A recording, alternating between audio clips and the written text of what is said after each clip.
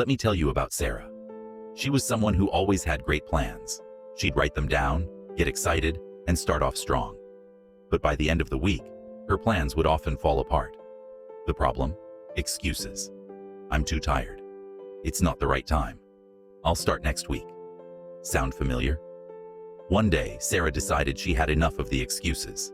She knew that if she wanted to achieve her goals, she had to find a way to stop letting them hold her back. So, she took a step back and asked herself, why do I keep making excuses? The answer was clear. Fear.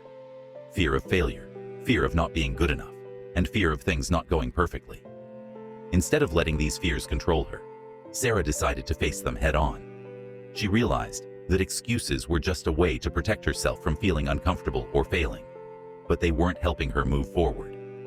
Here's how Sarah stopped making excuses and started sticking to her plans. 1. Set realistic expectations. Sarah realized that setting the bar too high was setting herself up for failure. So she started by breaking her goals into small, achievable steps. Instead of aiming for perfect, she focused on progress. That way, every step felt like a win. 2. Create a schedule. Sarah didn't just write down her plans. She put them on her calendar. She made them non-negotiable appointments. When something was scheduled, it became part of her routine, and she couldn't easily make excuses not to do it. 3. Accountability is key. Sarah told a friend about her goals and asked them to check in with her regularly. Knowing someone else was watching made her more committed to following through.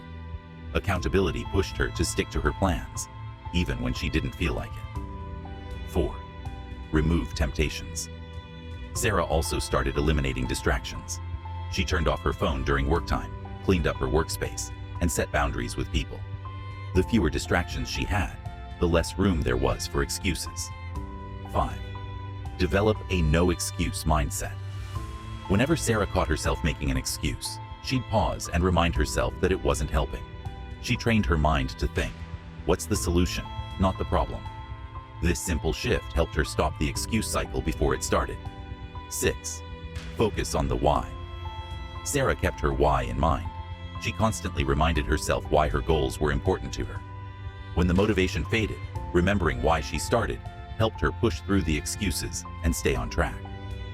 Over time, Sarah found that sticking to her plans became easier. She wasn't perfect, but she was consistent. The excuses that once held her back lost their power. She realized that the only thing standing between her and success was her own willingness to commit. So, the next time you find yourself making excuses, think of Sarah. Break your goals down, schedule them, remove distractions, and hold yourself accountable. And most importantly, stop waiting for the perfect moment, because the best time to start is now.